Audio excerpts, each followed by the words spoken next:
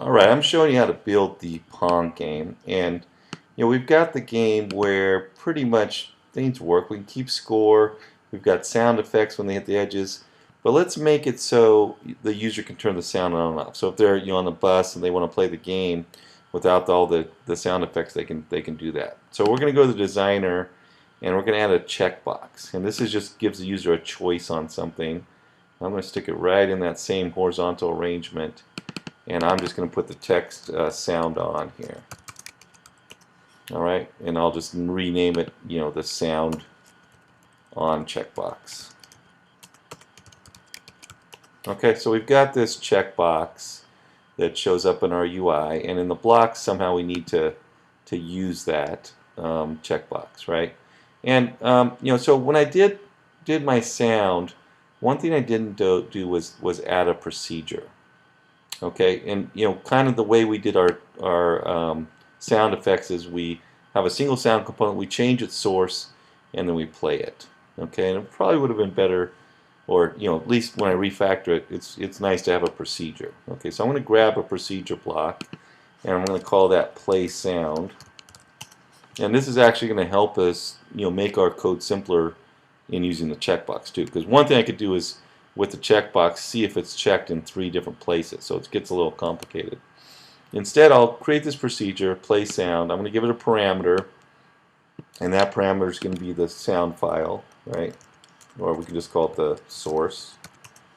Okay, and pretty much I just need to copy this one of these repetitive pieces over there. I'm going to grab buzzer, note, and no ink. Okay, we're going to need those, but we're not going to use them directly there. Okay, and what I want to do is I want to call play sound instead of doing that. Okay, so let's see. When collided with, first of all, what I want to do is set the sound.source. So when I call play sound, I'm going to play sound, but I need to set the source property to whatever the user sends me, or not the user, but the other block that's calling me, the caller.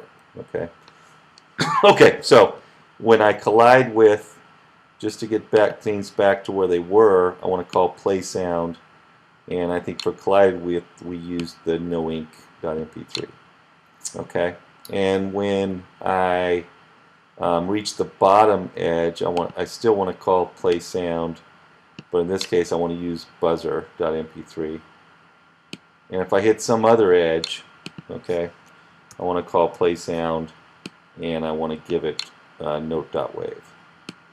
Okay, all I've done is just kind of refactored, made things a little cleaner. Okay, I got rid of some repetition, and now I can just call play sound in these 3 different places. Okay, that's great, but what about my checkbox? So one thing that this helps for is now I can have a single if statement within this procedure, and which will check whether I should actually play anything. So play sound might not play anything if my checkbox, right, if the sound on checkbox is unchecked. Okay, and actually let's just make him checked to start. So I'm going to start him out as checked. Alright, so back in my blocks, I just need to add a single if statement here, and my if statement is just going to ask, is the checkbox or the sound on checkbox, is it checked? Right? So I just need the checked property. And I could say is checked equals true, but that's kind of redundant. This is either true or false, and if it's checked, I want to basically play these sounds. If it's not checked, I don't want to do anything. All right, let me test the code. So right now the sound is on. Let me touch start, and let's see if we get our sound effects.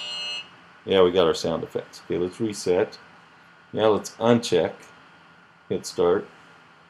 I'm not getting sound effects for any of that stuff. And I don't even think I'll get my buzzer either. Okay, good. So I think our code is working. Let's just test one more time. Check it, start. Yep, we're getting it. Okay, cool. So what we did was we had some repetitive code. There was a couple blocks we used to actually play a sound. We moved those into a procedure, and the nice thing about that was all these places where we wanted to check whether we should play the sound or not, we could move them directly into the procedure play sound and have a pretty clean piece of code to handle that change with the checkbox.